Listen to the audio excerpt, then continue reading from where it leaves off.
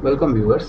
यो भिडियोमा हामी एड्युराको वेब एपमा टिचर प्यानलको बारेमा बुझ्नेछौँ। टिचर प्यानलमा के कस्तो एक्सेसहरु के कस्तो फिचर्सहरु दिएको छ एड्युराले, त्यो हेर्नको लागि पहिला एड्युराको हामीहरु वेबसाइटमा जान्छौँ। edura.com/institute मा क्लिक गरिसकेपछि यहाँ हाम्रो प्यानल खुल्छ।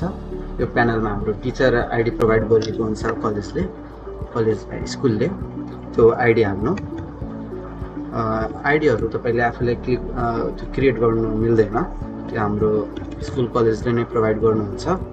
त्यसको लागि आइडी अनि पासवर्ड हालिसकेपछि लगइन गर्ने। युजर लगइन सक्सेसफुली भयो। अब यसमा यो खुलिसकेपछि हाम्रो टिचरको प्यानल खुल्छ।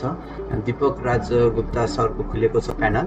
यसमा यो नोटिफिकेसन सेक्सन भयो। यहाँ हाम्रो प्रोफाइल सेक्सन, यहाँ टिचरको एकाउन्ट छ। यो ड्याशबोर्डमा हाम्रो त्यो टिचरलाई कतिवटा स्टुडेन्टहरु असाइन गरिएको छ, जुन क्लासहरु असाइन गरिएको छ त्यसमा कतिवटा टोटल स्टुडेन्ट छन् त्यसको काउन्ट यहाँ हेर आउँछ। कतिवटा क्लास सरलाई पढाउनु पर्ने छ, कतिवटा क्लासहरु लिनु पर्ने छ, त्यो यहाँ छ। अनि उहाँहरुले कतिवटा असाइनमेन्टहरु असाइन गर्नुभयो त्यो टोटल काउन्ट यहाँ हेर आउँछ। यो उहाँको इन्कमको सेक्सन भयो। यहाँ हाम्रो स्टुडेन्ट सेक्सनमा सर्वे गर्नको लागि कतिवटा मेल स्टुडेन्ट छ, कतिवटा फिमेल स्टुडेन्टहरु उहाँको क्लासेसहरुमा छ, त्यो सबैको काउन्टहरु यहाँ हेर आउँछ। यो नोटिफिकेसन सेक्सन भयो। यसमा भोलिको मिटिङ उहाँहरुले असाइन गरेको छ। अब उहाँहरुले के अरु पनि असाइन होला मिटिङहरु, त्यो सबै यहाँ आउँछ। त्यो टिचरको लागि कुन हाम्रो नोटिसहरु छ त्यो सबै यहाँ छ। प्यारेन्ट्ससँग कुनै मिटिङ छ भने त्यसको नोटिफिकेसन पनि यहाँ आउँछ। यहाँ रिजल्टहरुको पनि छ, स्पोर्ट्सको सबै छ।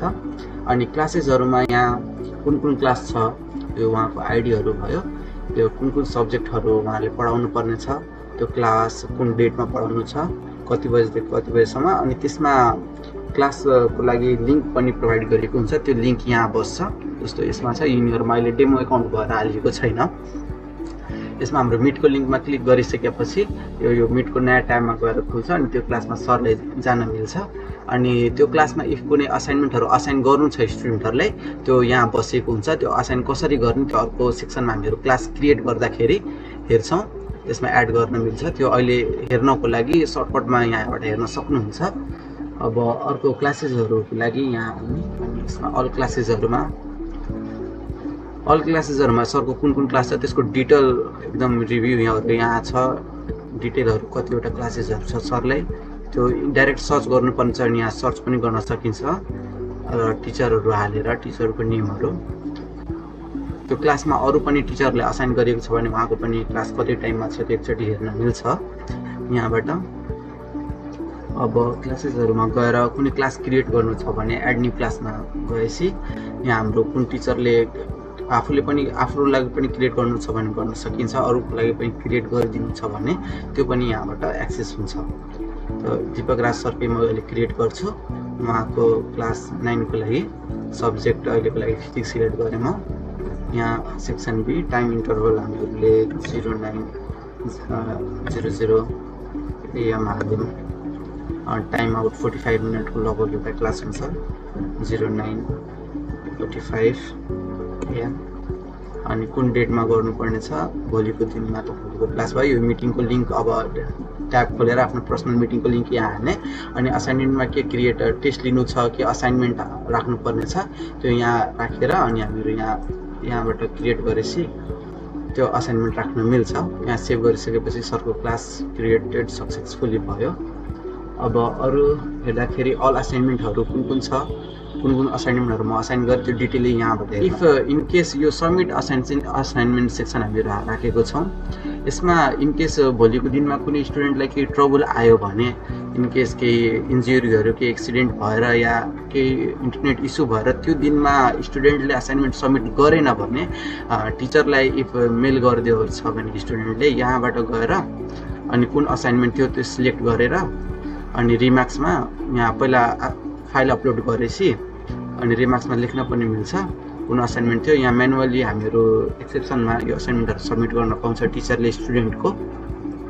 अब एटेन्डेन्स सेक्सनमा आउँदाखेरि कुन क्लासको एटेन्डेन्सहरु हेर्नुपर्ने छ, जस्तो अघि मैले क्लास 9 को क्रिएट गरे। क्लास 9 कै हेरौँ। सेक्सन बी अब कुन मन्थ, जनवरी फेब्रुअरी हैन। अब नयाँमा त नयाँ डाटाहरु नि हुन्छ, फर्दर अरू डाटाहरू हुँदाखेरि मन सेक्सनमा हेर्दाखेरि यसरी हेर्न मिल्छ। त्यो एटेन्डेन्सहरू यहाँबाट सर्च गर्न पाउँछ। अहिलेको लागि यसमा डाटा नभएर मैले क्लिक गरिनँ। त्यसपछि इक्जाम सेक्सन छ। इक्जाम सेड्युलहरू हेर्नुपर्ने छ भने यहाँबाट हेर्न पनि सकिन्छ। अब यसमा डाटा नहालेको भएर अहिले एड गर्न भनेका छ हामीहरूलाई। यसमा इक्जामको नेम टेस्ट भनेर राखेँ। यहाँ फिजिक्सकै सब्जेक्ट सिलेक्ट गरेर क्लास 9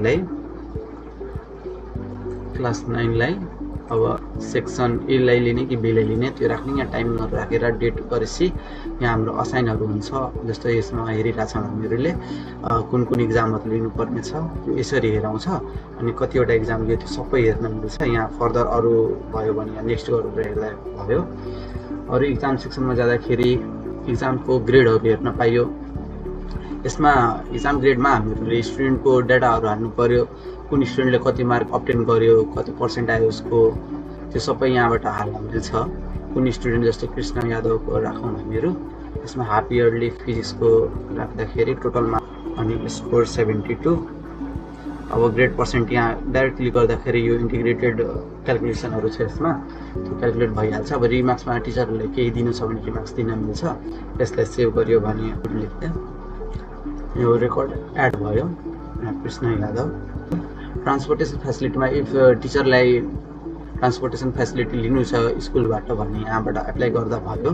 यो डेमो आइडीबाट पहिला एप्लाई गरिसकेका छौँ, त्यही भएर यसमा हेराएन। होस्टेल फेसिलिटीमा इफ होस्टेलको लागि अप्लाई गर्नु छ भने टिचरको लागि यहाँबाट अप्लाई गर्न मिल्छ यो सेक्सनबाट। अब केही नोटिसहरू क्रिएट गर्नु पर्यो स्टुडेन्टको लागि, क्लासेसहरूको लागि अथवा स्कुलकै लागि, त्यो यहाँबाट क्रिएट गर्न मिल्छ।